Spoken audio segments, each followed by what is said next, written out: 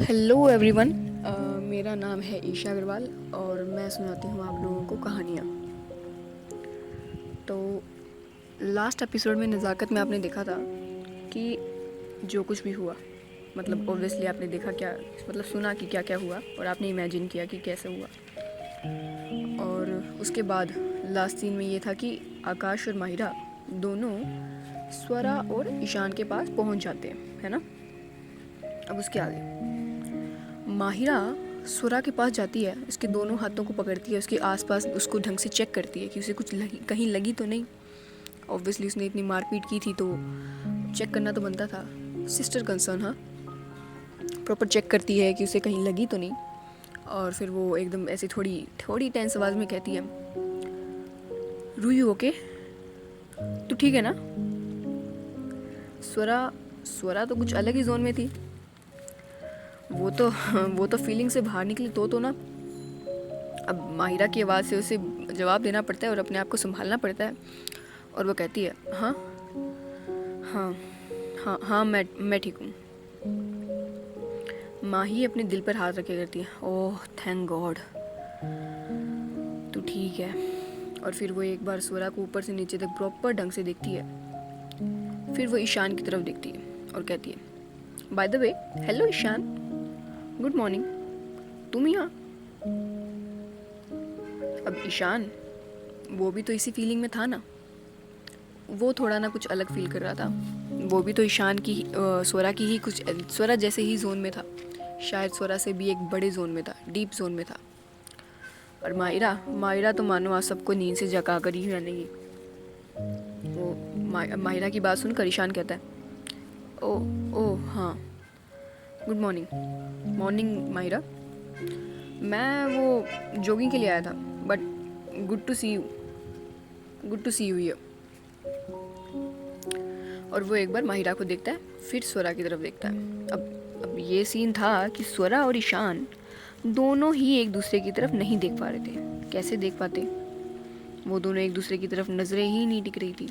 और दोनों को ही इस बात का एहसास था, शायद इन दोनों को नहीं, माहिरा और आकाश को भी इस बात का एहसास था। वो भी दोनों इन दोनों की तरफ ही देख रहे थे। और फिर ईशान अपनी बात में आगे ऐड करते हुए कहता है, ऑल्सो तुम और आकाश में एक साथ। वो इतना कह के चुप हो जाता है। वो अपना सवाल पूरा उसे पूछने की ज़रूरत नहीं थी, उसे अपने शब्द पूरे करने की ज़रूरत नहीं थी, वो वहाँ समझ जाते हैं। अब आकाश और माहिरा, अब इन दोनों ने ये बात तो सोची नहीं कि साथ में आ जाएंगे तो पकड़े जाएंगे यार। अब एक दूसरे की तरफ देखते हैं एकदम थोड़ा सा सरप्राइज होते हुए, कि मानो जैसे कोई चोरी पकड़ी गई है दोनों की।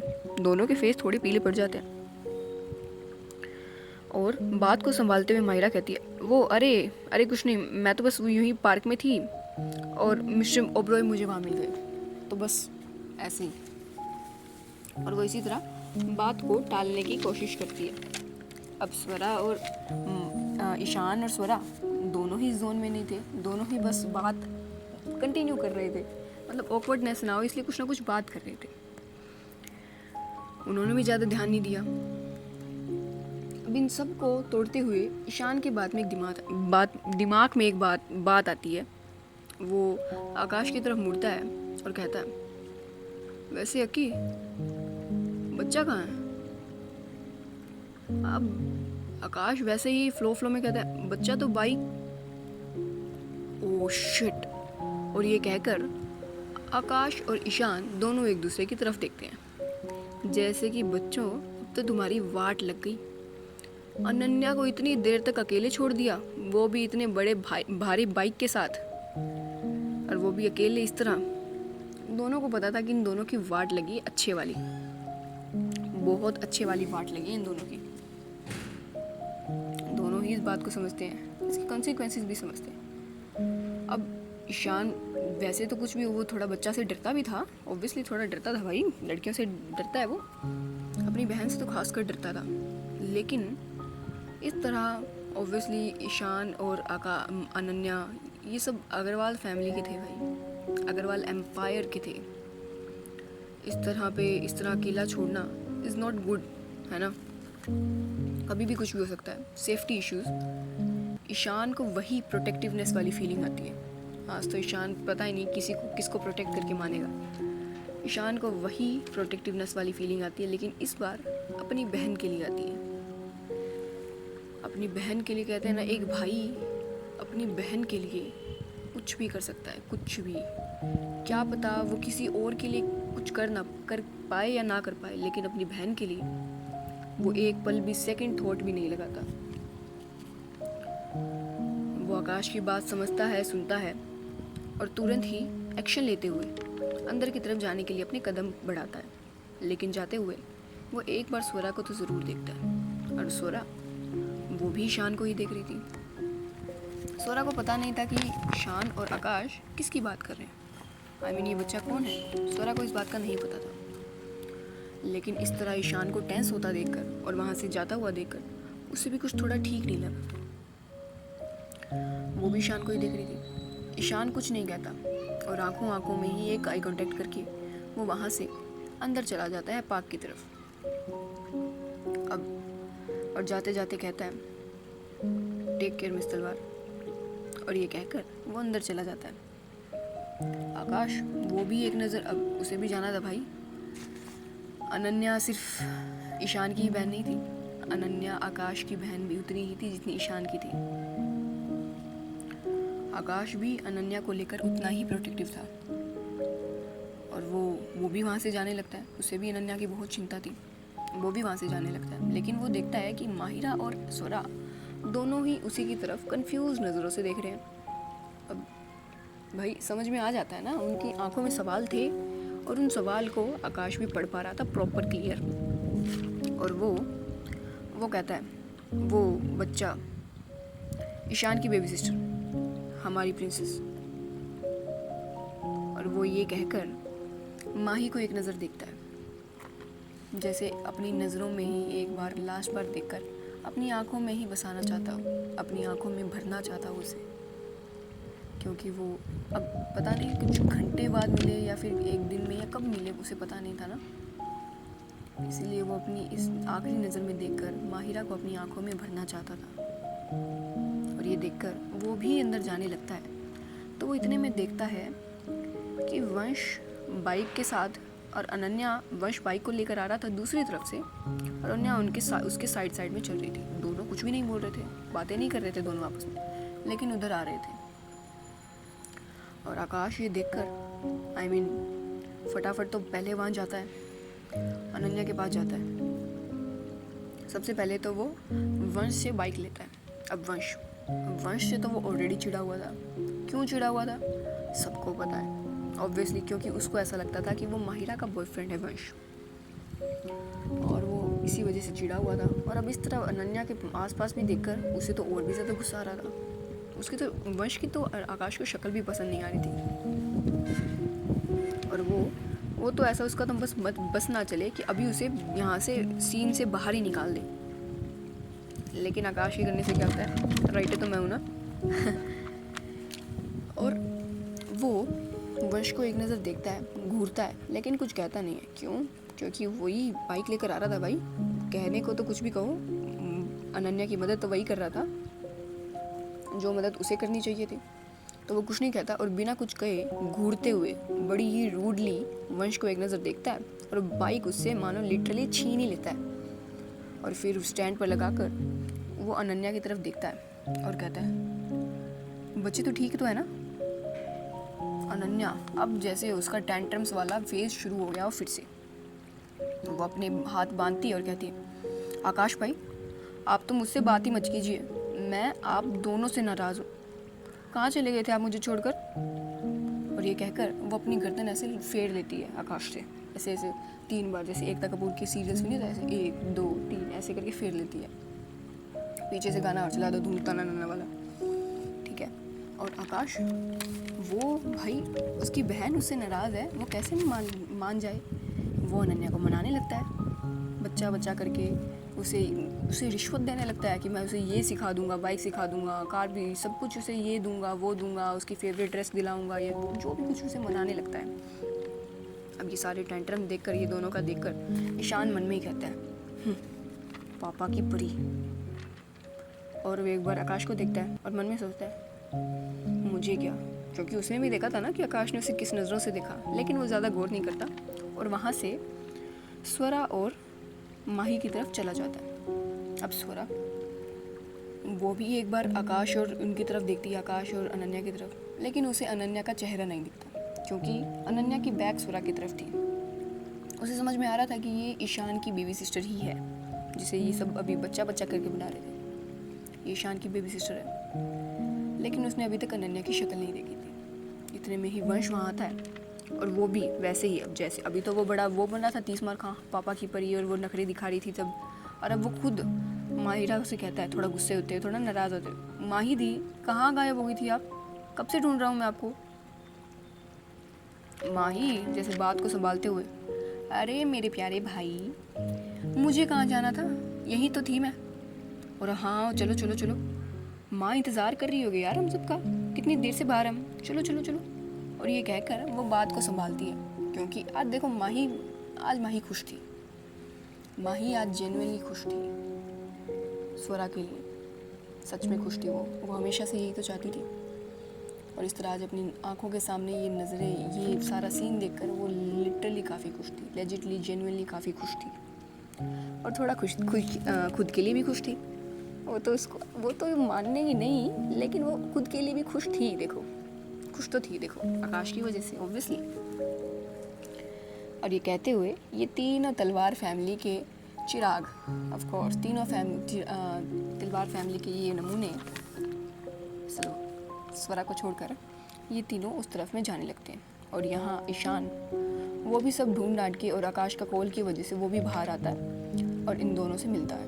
अनन्या को एक बार हक करता है। अनन्या वही अपने टेंट्रस दिखा रही थी, लेकिन चलते चलते वो भी उस तरफ जा रहे थे। अब सीन कुछ ऐसा था कि आकाश, ईशान और अनन्या एक तरफ जा रहे थे और जस्ट उसकी अपोजिट डायरेक्शन में ही स्वरा, माहिरा और वंश जा रहे थे।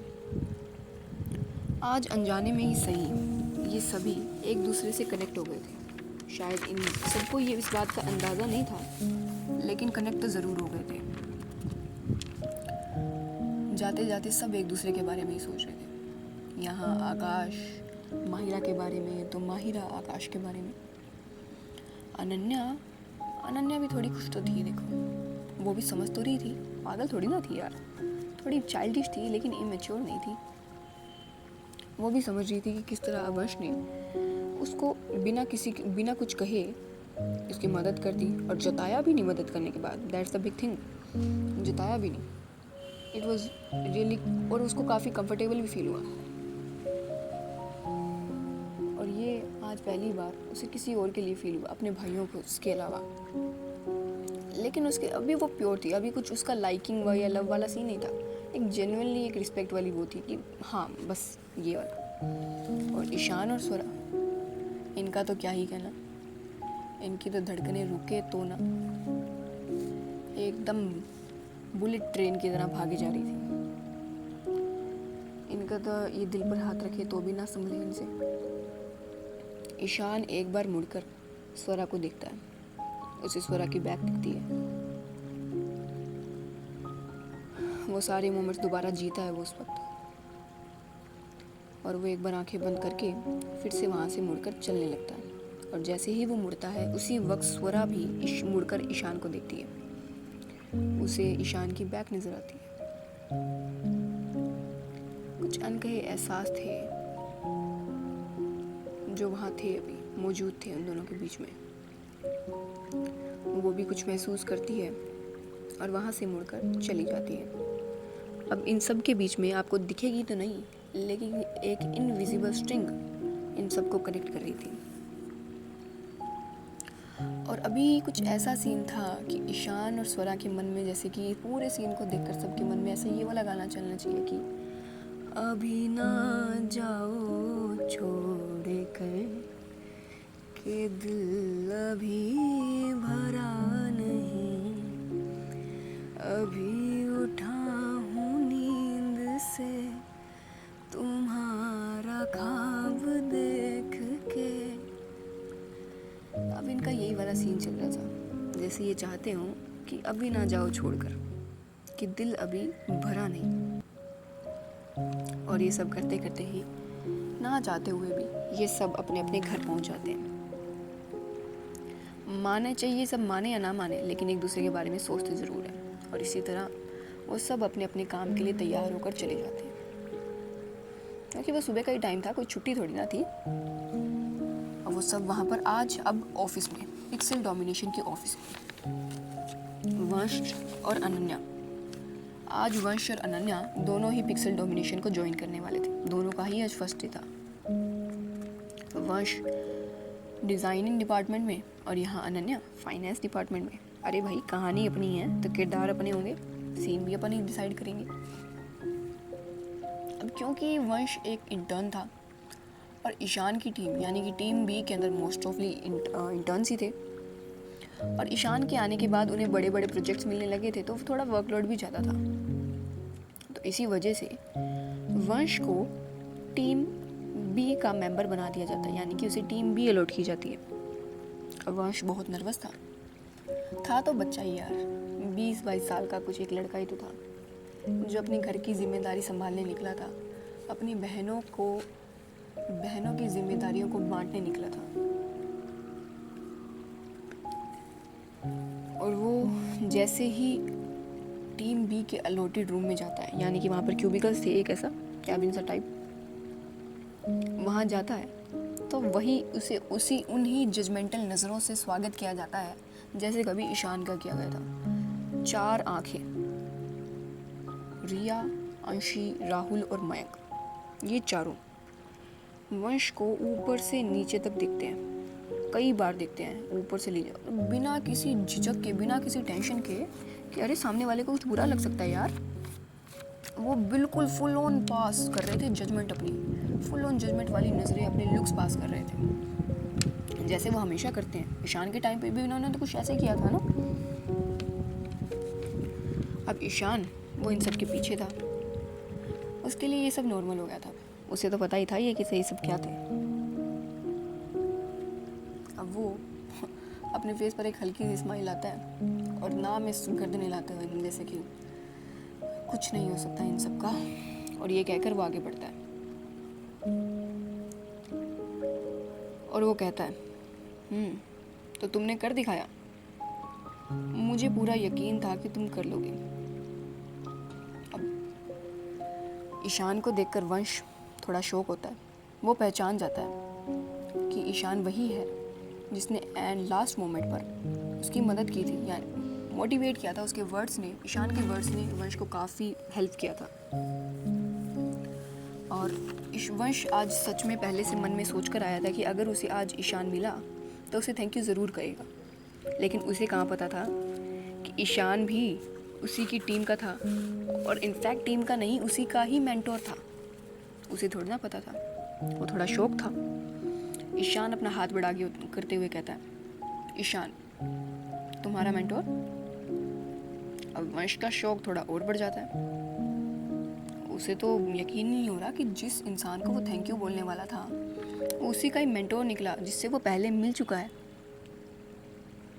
अब वंश तो नर्वस था ही, क्योंकि उसके आसपास के लोग उसे ही घूरे जा रहे थे, अब तक लिटरली घूर ही रहे थे। और इसी नर्वसनेस में वो बोलता है, हाथ मिलाते हुए कहता है, वो बिल्कुल बहुत ज़्यादा नर्वस हो गया था उस वक्त। गुड मॉर्निंग ईशान सर, मैं वंश। और वो पूरा बोल पाता कि मैं वंश तलवार हूँ, उससे पहले ही वो चारों मेंबर्स आसपास के ज़ोर ज़ोर से हंसने लगते हैं। मतलब लेजिटली बहुत ज़ोर ज़ोर से हंसने लगते हैं। ऑब्वियसली मयंक नहीं हंसता, लेकिन वो तीनों बाकी के हंसने लगते हैं नमूने।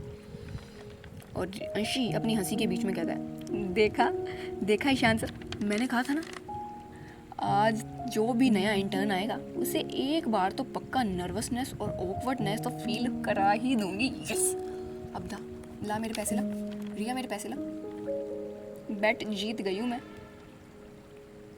राहुल कहता है, बताओ, कोई तो अपने नए मेंबर को, नए टीम मेंबर को, अपने नए कलीग को कंफर्टेबल फील कराने के लिए सोचता है, और यहाँ ये मैडम सामने वाले को नर्वसनेस फील कराने के बारे में बेट लगा कर बैठी है।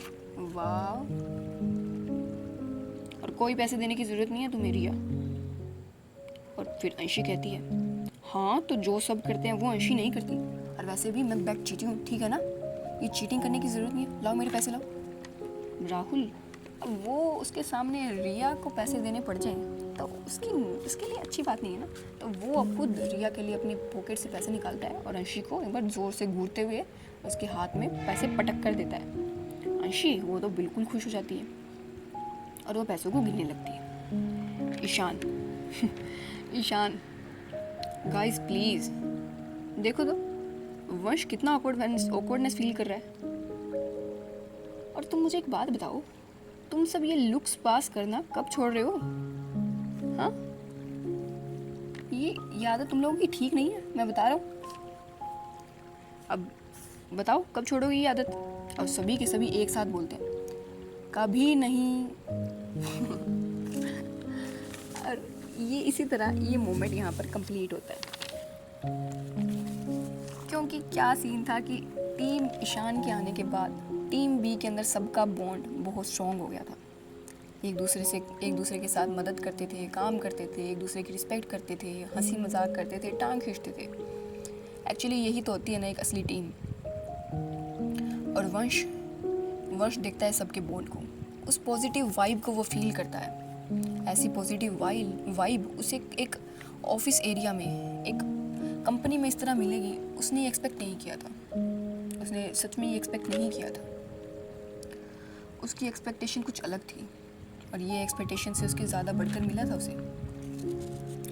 सबके फेस पर यहाँ पर हंसी थी, सब इंजॉय कर रहे थे अपने अपने काम को। वंश को देखकर बहुत अच्छा लगता है, वो काफ़ी कंफर्टेबल फील करता है। फिर वो ईशान को देखता है, ईशान भी वंश की ओर देखता है। फिर ईशान कहता है कम ऑन वंश, ये सब तो ऐसे ही करते रहते हैं, तुम्हें भी धीरे धीरे आदत हो ही जाएगी, चलो बैठो, ये है तुम्हारा डिस्क। और ये कहकर ईशान सबको अपनी टीम मेंबर से वंश को इंट्रोड्यूस कराता है। वंश सबसे इंट्रोड्यूस होता है, ये जानता है कि कौन क्या काम करता है, यहाँ कैसे कैसे काम होते हैं, कैसे कैसे प्रोजेक्ट मिलते हैं। और ऑब्वियसली वंश तो काफ़ी इंटेलिजेंट था ही, वो सब कुछ बहुत जल्दी ग्रैप्स कर लेता था। और सभी अपना काम उसे बताकर थोड़ा कुछ काम जैसे इंटर्न्स को बताया जाता है कि ताकि वो सीख ले काम जल्दी से। वंश को काम बताकर सब अपना अपना काम करने लग जाते हैं। यहाँ ईशान हमेशा की तरह सबकी मदद कर रहा था, सबको बता रहा था, हंसी मजाक कर रहा था, ऑब्वियसली गाइड कर रहा था। वंश कई देर बाद काम करने के बाद वंश एक नज़र उठाकर देखता है ईशान को। ईशान जो कि अंशी को कुछ बता रहा था और साथ में कुछ हंस भी रहा था। वंश के फेस पर अपने आप एक स्माइल आ जाती है। उसके तो बस यही था कि उसका कोई मेंटोर, कोई खड़ूस ना निकले, लेकिन ऐसा निकलेगा ये भी तो उसने एक्सपेक्ट नहीं किया था। उसके मन में ईशान के लिए रिस्पेक्ट आने लगती है। ईशान के लिए सच में उसके मन में रिस्पेक्ट आने लगती है कि इतनी उम्र के अंदर इस तरह एक इतनी बड़ी टीम को संभालना, इतना अच्छा काम करना, ये सच में काबिलियत तारीफ था।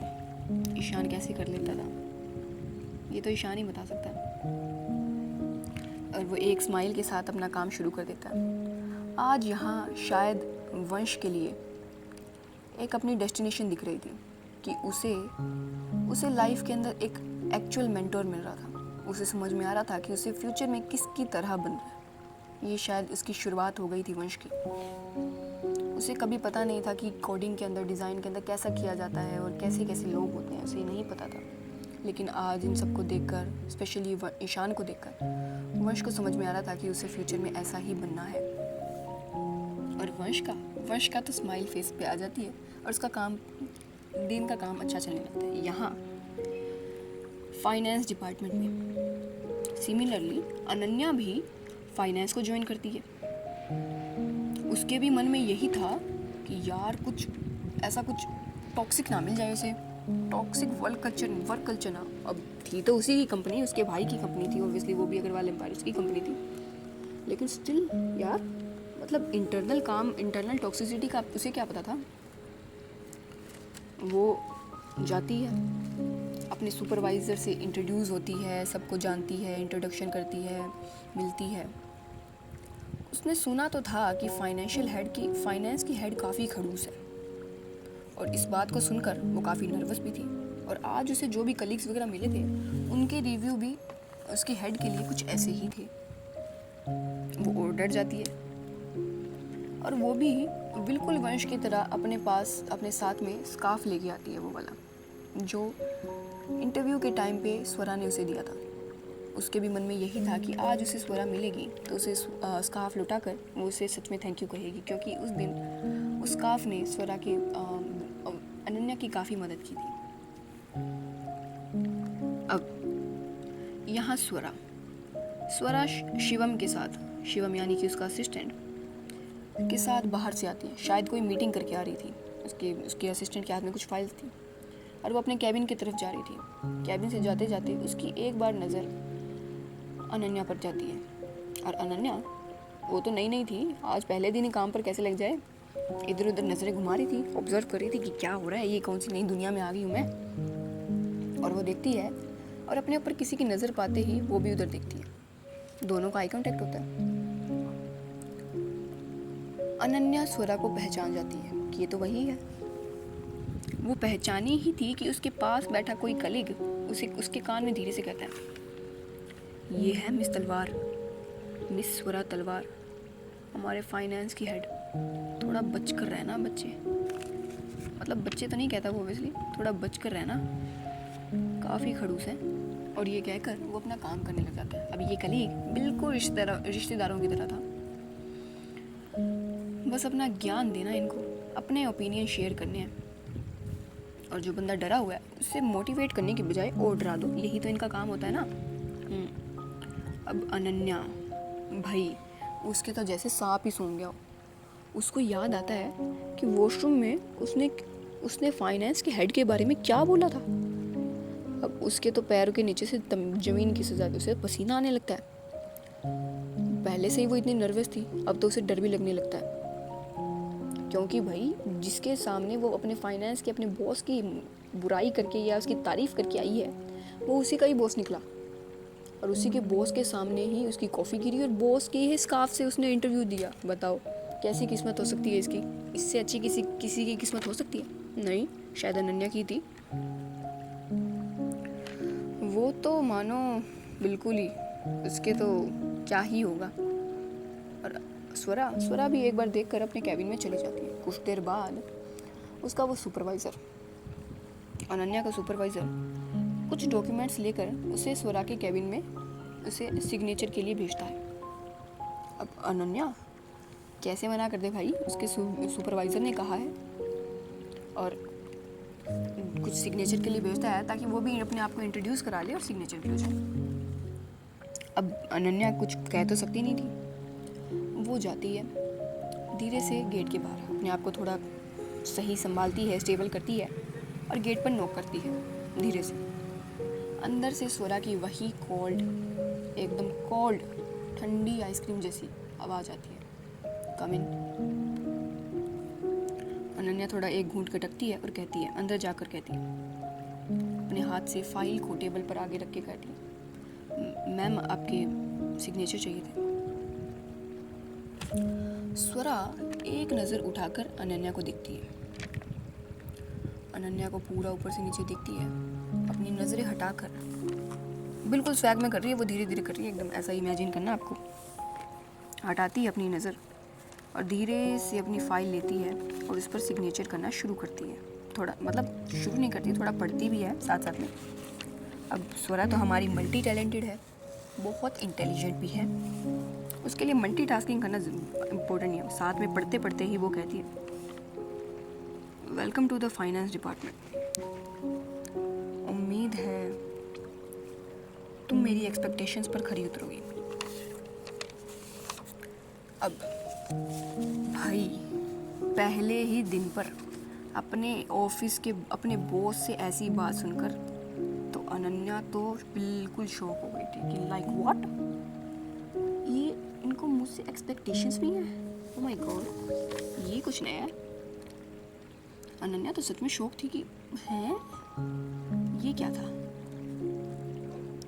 अनन्या अपनी बात को, अपनी जो दिल में बात थी उससे बात करते हुए कहती है, मैम आपको मुझसे अनन्या इतना ही कहती है कि स्वरा अपनी बात अपने उसकी नज़रें अपने उसी डॉक्यूमेंट्स पर है, वो अपनी सिग्नेचर कर रही है, पढ़ रही है, वही काम कर रही है और कहती है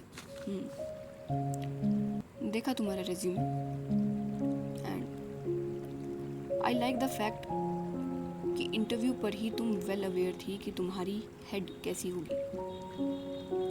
इसका मतलब तुम इंफॉर्मेशन कलेक्ट करके आई हो और किसी अनजान से इतना ब्रूटली ऑनेस्ट हो जाना, आई लाइक इट। हमें फाइनेंस में ऐसे ही लोगों की ज़रूरत है, ऐसे ही और लोगों की ज़रूरत है। सो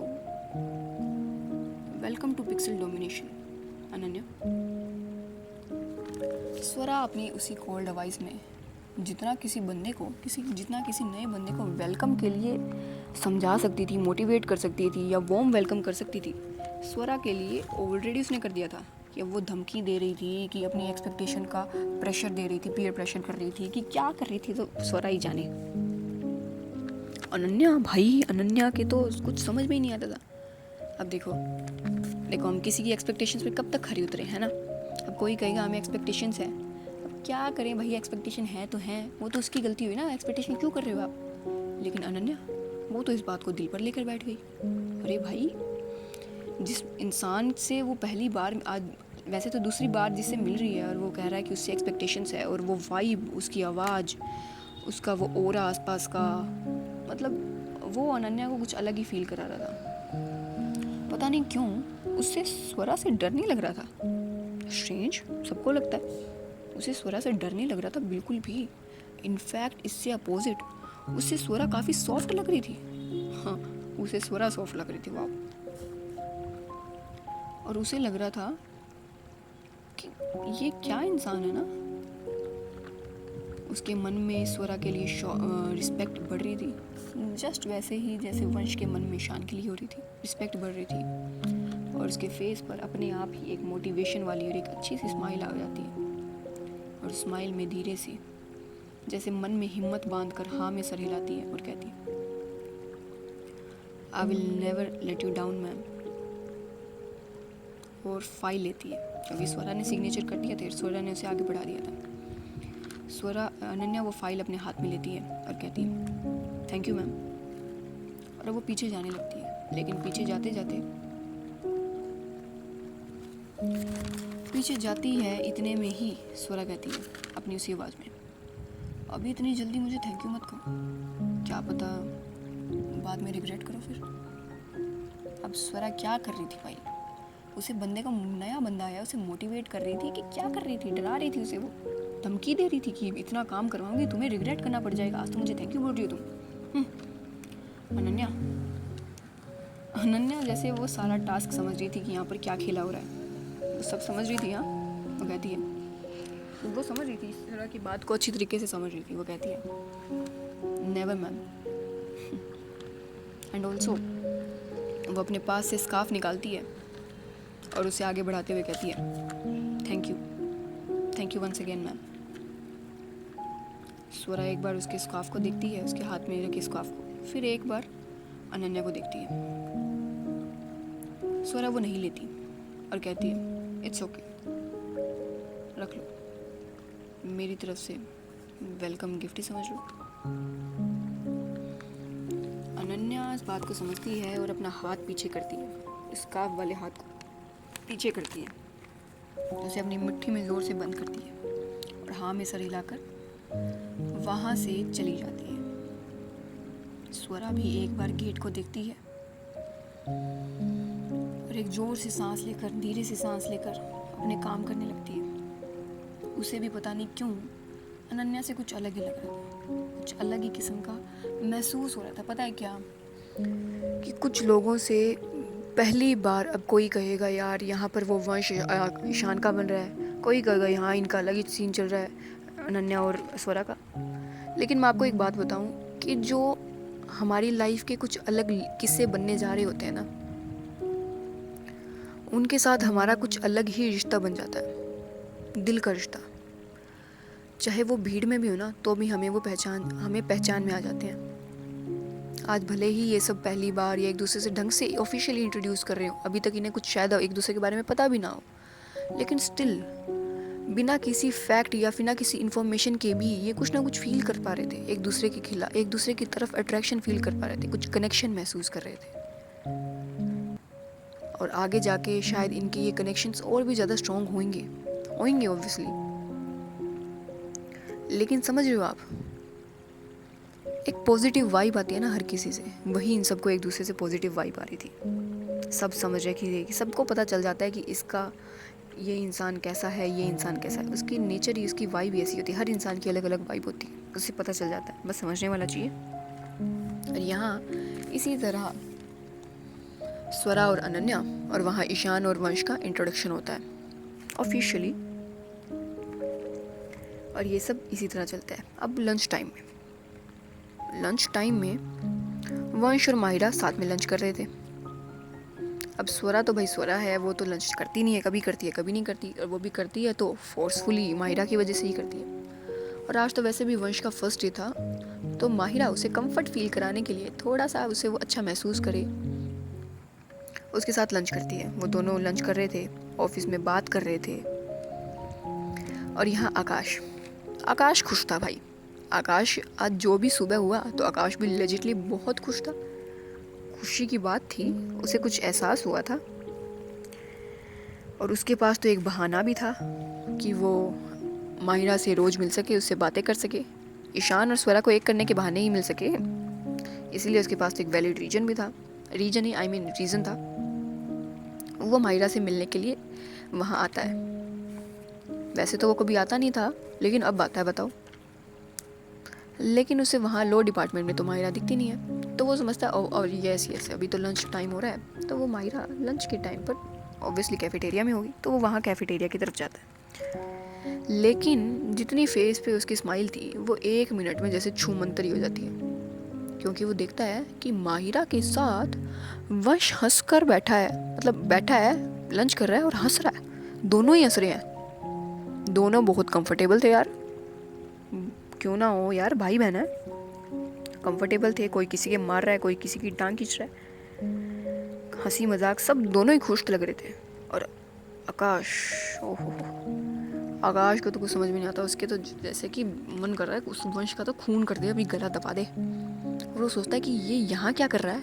फिर वो देखता है उसके पास तो आईडी कार्ड है, जो उसे अभी अभी इशू हुआ था लंच टाइम से कुछ देर पहले ही। तो इसका मतलब वो समझ जाता है कि ये यहाँ पर कंपनी में काम करता है। और ये सोचकर तो आकाश को तो पता नहीं क्या ही होता है, और वो जेलस फील करने लगता है। मानेगा नहीं, लेकिन करता है। अब इसके आगे क्या होता है, ये तो हम देखेंगे नेक्स्ट एपिसोड में। देखो भाई, कोई कहेगा कि एपिसोड के अंदर मज़े नहीं आ रहे, स्वरा और ईशान के सीन ज़्यादा लेके आओ या इनके सीन कम लेके आओ, या वो जो भी है। द थिंग इज़ कि स्टोरी सिर्फ और सिर्फ रोमांस से या मेन कपल से ही नहीं बनती। स्टोरी के अंदर हर एस्पेक्ट, हर रिश्ता उतना ही मायने रखता है जितने बाकी सबको इक्वली दिखाना होता है, सबको इक्वली बॉन्ड हमें बताना होता है। वैसे ही यहाँ पर हमारा मेन फोकस सिर्फ रोमांस पर ही नहीं है यार। हमारा यहाँ मेन फोकस है, चैनल का मेन मकसद ये है कि हम कंफर्ट फील करें। ये हमारा कंफर्ट चैनल होना चाहिए, है ना, कंफर्ट स्टोरी होनी चाहिए। तो इसी वजह से हम यहाँ पर सभी रिश्तों को गहराई से समझेंगे, उनके बॉन्ड्स को समझेंगे। इसीलिए, और वैसे भी ये स्टोरी तो स्लो बने ना, धीरे करके ऐसा होएगा। एक मोमेंट में ऐसे एक ही मोमेंट में ऐसा सब कुछ नहीं हो जाएगा। तो थोड़ा ट्रस्ट करो। और हाँ, स्टोरी कैसी लग रही है, स्टोरी के बारे में ज़रूर फीडबैक दो कि स्टोरी की कैसी लग रही है, मतलब सच में अच्छी है नहीं है, जो भी उसमें आप एक कमी लग रही है, तो जो भी है एक बार तो प्लीज़ बताना, है ना। चलो ठीक है, बाय, टाटा।